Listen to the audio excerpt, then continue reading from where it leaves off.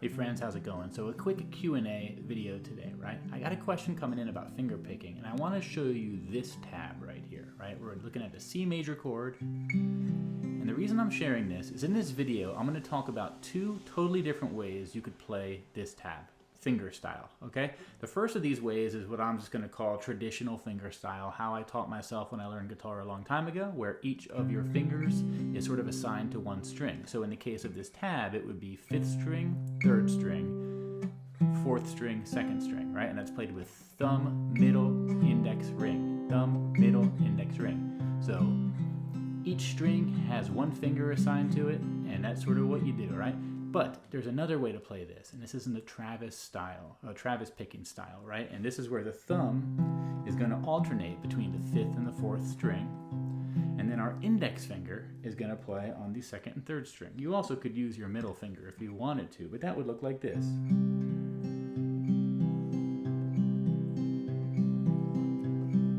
Right? And that's as opposed to this.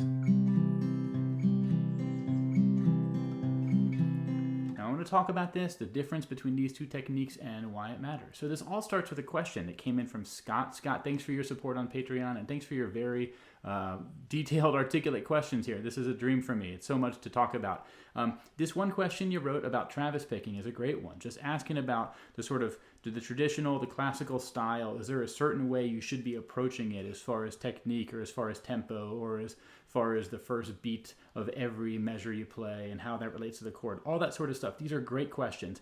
I'm going to answer what I can. So I wrote back to you in an email, but I would just want to put in this video as well. And as I said, I am not an expert. I don't know the definitive, best practice way to talk about this. What I do know is I have about a year of having gotten my feet wet with Travis picking, having learned maybe 5 to 10 songs, and I can share with you the things I've picked up along that year and how that translates or how that converts or how that relates to the 20 years of guitar practice I have before that. And I'm by no means any kind of expert. I'm just basically a lifelong student of guitar who likes sharing what I've learned, right? So here, again, I'm going to talk about these two types of fingerstyle, when you should use each one or which one you should start with if you want to get into it, and just give you my sort of thoughts and opinions from my experience so far. So again, let's look at this tab here. And for this exercise, what I actually want to do is take the beginning to Landslide by Fleetwood Mac, right?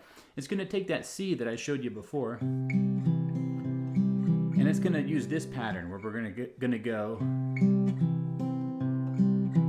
on a C chord, and we're going to use that same picking pattern. And regardless of what your right hand is doing, we're going to go from a C to a G over B. That's on the 5th, 4th, 3rd, 2nd string, 2nd fret, open, open, 3rd fret,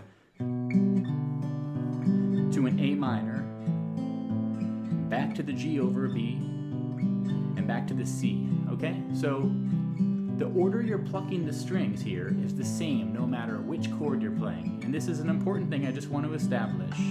Okay, so that pattern is going to repeat over and over again for those 4 measures, right? But here's where the cool part comes in, is you can pick this in 2 totally different ways. So the first way I'm going to show you is what I just did, where basically, again, your thumb, index, middle, and ring are sort of assigned to a string each, 1 string each.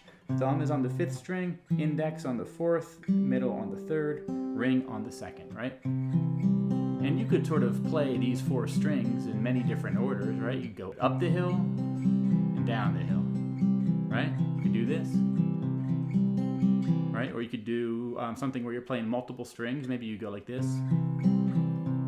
This is the cool part about this style, is that basically the order you play the strings doesn't really matter because 1 finger is assigned to each string and they just sort of fall in line there. So this is the same chords I was showing before, but using this pattern, right? And whether you're doing that or this or this, you know, that's sort of one way to approach the fingerstyle in this case, right? But then the other way to do this would be the Travis style, where here our thumb is going to always go between the 5th and the 4th string, right? No matter which chord we're on. And you want to get used to this first. It's sort of a weird thing to practice initially, because what we're going to do is then bring in our index finger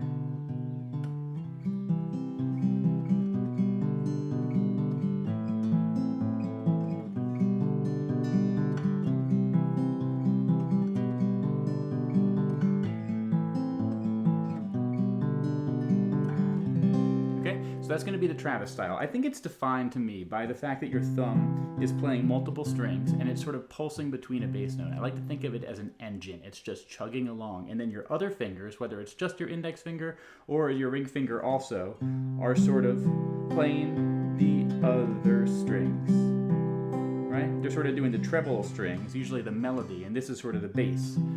Now, Scott, you did ask about the bass note and how that relates to the chord being played and the timing and the measure. Now, I don't think this has anything specifically to do with Travis picking. I think this is just general music. Now, this isn't really a rule. It's more like a guideline, right?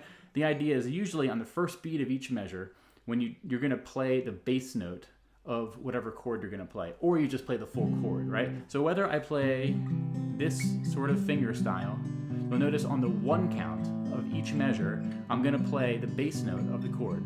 Now this is a good example because this one, the G over B, it's technically a G major chord, right? But it's over a B bass note. And that's why we call it out in the name of the chord here, right? C, G over B, down to A minor, right? And that bass note transition from C to B to A, and then back up to B, and C to B to A to B. That's important, right? And whether you're strumming,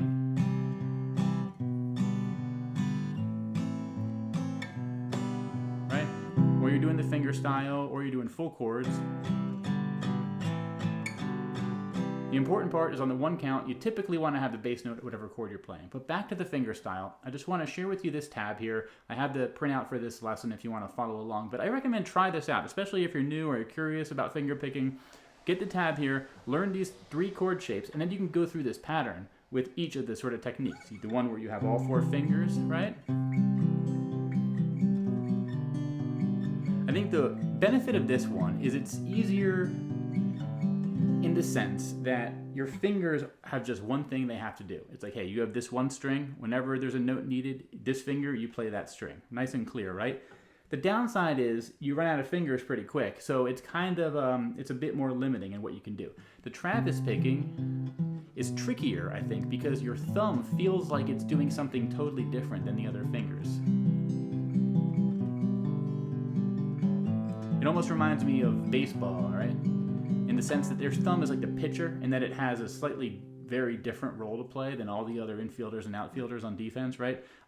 As opposed to this one, this style, where all the fingers feel like the same. It's more like basketball, where all the players are a bit more equal in their function, so to speak. But that's what I wanted to sort of share in this lesson is no matter, now this doesn't apply to every song, right? Some songs are more geared towards Travis picking, especially if you want to follow the tab, while others, I did like the True Colors by Cyndi Lauper, right? You with the sad eyes, don't be discouraged. I did that one with the regular style. It just worked really well, right? But if you're doing something with a bit more of a Travis picking sound, like Clay Pigeons, you know,